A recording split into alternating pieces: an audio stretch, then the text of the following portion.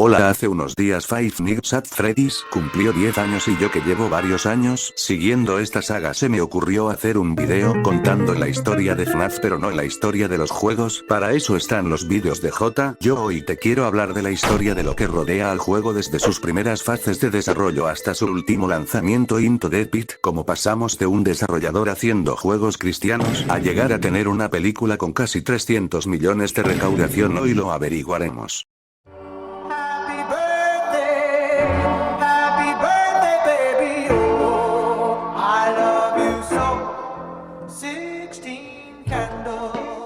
No podemos hablar de FNAF sin antes hablar de su creador Scott Cawthon. Nacido el 4 de junio de 1978 en Dallas, Texas, desde muy joven comenzaría a presentar interés por la programación después de que su madre le comprara una copia de Kid and Play, un programa para desarrollar software con el cual crearía sus primeros juegos, destacando Legacy of Flan y Fairmont. En el año 1996 Scott se inscribiría al Instituto de Artes de Houston, en el cual aprendió habilidades que le ayudarían en el futuro. Mientras estudiaba paralelamente experimentaba con el programa Pictean Fusion para mejorar sus habilidades. Avanzando un poco, Scott se uniría a un grupo de artistas cristianos llamado Open Animations, ya que cabe aclarar, Scott es un fiel seguidor del cristianismo. En esta incursiona en la creación de películas cristianas animadas. Algunos proyectos destacables creados por Scott en estas épocas son Pilgrim's Progress y The Desolation Ope. Pequeño dato del juego de Desolation Ope: salen algunos personajes a lo largo de la saga de FNAF. Sigamos, estos dos mencionados tuvieron un éxito moderado dentro de su nicho, aunque estos no estaban generándole remuneración monetaria para mantenerse a él y su familia. Esto lo llevaría a cambiar su mentalidad, empezando a crear juegos baratos para computadora y juegos de celular, ya que estos significaban menos gastos. Aún así tenía que complementar con trabajando en ventas minoristas. Aún así sus ganancias mensuales eran $40 y $50 por mes.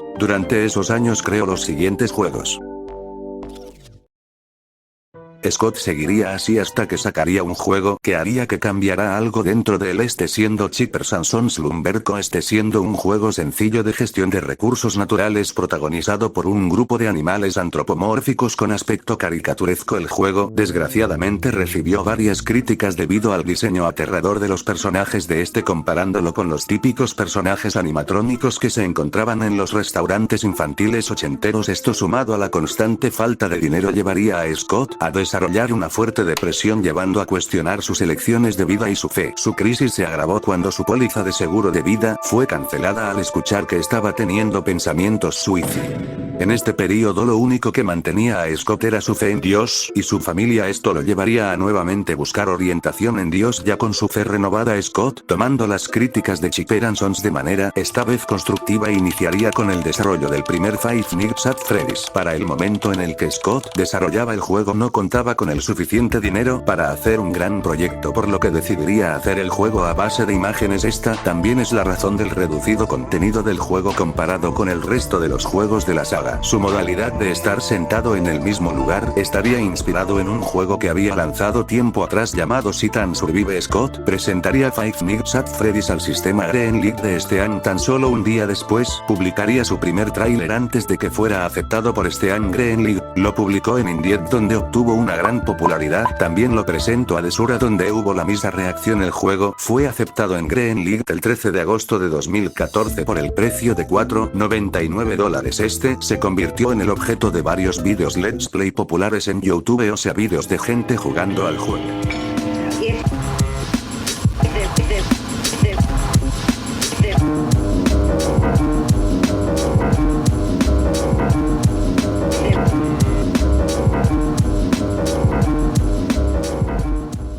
El éxito de Five Nights at Freddy's fue tan rápido y abrumador que Scott Cawthon no tuvo tiempo de detenerse a disfrutarlo.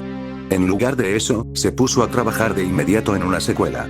3 meses después del lanzamiento del primer juego, Five Nights at Freddy's 2 vio la luz.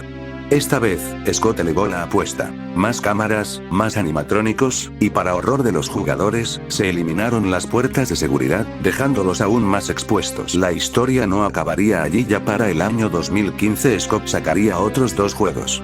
Con cada entrega se iba construyendo una historia alrededor de los juegos. Scott nos entregaría elementos que llevaron a la comunidad a niveles de análisis aún más profundos. Un simulador de mantenimiento en el que cada decisión tenía consecuencias fatales, y un animatrónico conocido como Springtrap, que añadió una capa completamente nueva a la saga.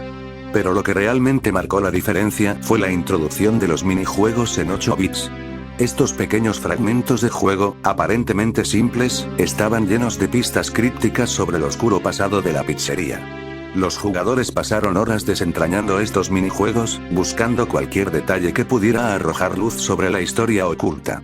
Five Nights at Freddy's 4 fue otro punto de inflexión en la serie. Scott decidió llevar el horror a un lugar mucho más personal: la habitación de un niño. En esta entrega, los jugadores ya no estaban en una pizzería vigilando cámaras de seguridad, sino en la cama de un niño aterrorizado por las versiones pesadillescas de los animatrónicos. La atmósfera claustrofóbica y el enfoque en el terror nocturno hicieron que muchos jugadores consideraran este juego como el más aterrador de la saga. En estos momentos Five Nights at Freddy's se había convertido en un fenómeno con una comunidad gigantesca que día tras día intentaba resolver la historia de los juegos con las pequeñas pistas que dejaba el desarrollador. Ya con la llegada de Sister Location se notaba el cambio en comparación con los primeros juegos, trayendo muchas mecánicas y escenarios nuevos que no servirían para más que para seguir completando la historia de los juegos. En este se profundiza más en los personajes principales de la saga y el antagonista William Afton y su familia. Todo esto para llegar al cierre de la saga de los Afton con la llegada de Five Nights at Freddy's, pizzería simulator en la que a medida que avanzas nos vamos dando cuenta de las verdaderas razones por la que estamos en ese lugar, dando un final perfecto para esta saga que yo diría que fue perfecta, ¿verdad? Aquí entra el verdadero antagonista de la saga FNAF: Five Nights at Freddy's World, lanzado en enero de 2016. Se presentó por medio del cartel de Thank You, el cual era un cartel que se iba actualizando al cabo que salía un juego de FNAF, agregando a los personajes nuevos en los últimos carteles. Desde finales de 2015 se empezaban a cambiar ciertos personajes por versiones más caricaturizadas de ellos mismos, esto generando debate y teorías sobre lo que pasaría después. Con la llegada de Five Nights at Freddy's World, muchas personas resultaron decepcionadas al darse cuenta que no era más que un juego de rol protagonizado por los personajes de la saga, con su cambio radical en el estilo y la jugabilidad. A diferencia de la serie principal, conocida por su horror y tensión, FNAF World ofreció una experiencia de rol por turnos en un entorno colorido y retro. Sin embargo, su lanzamiento no fue del todo bien recibido, y el juego se convirtió en un punto de inflexión en la franquicia. El juego, aunque innovador en su enfoque, fue recibido con críticas mixtas. Muchos fanáticos de la serie principal esperaban otra entrega de horror y encontraron el cambio de estilo desconcertante. Además, FNAF World sufrió de problemas técnicos y errores, lo que afectó negativamente la experiencia general. El estilo gráfico pixelado y el enfoque en el rol por turnos no resonaron con todos los jugadores, quienes esperaban una experiencia más alineada con el terror psicológico de los juegos anteriores. La recepción negativa y los problemas técnicos llevaron a una caída en el interés por la franquicia. Aunque Scott Cawthon trató de solucionar algunos problemas con actualizaciones, el daño ya estaba hecho. La desviación del estilo y el género que hizo popular a Five Nights at Freddy's contribuyó a una disminución en la popularidad y la percepción del juego.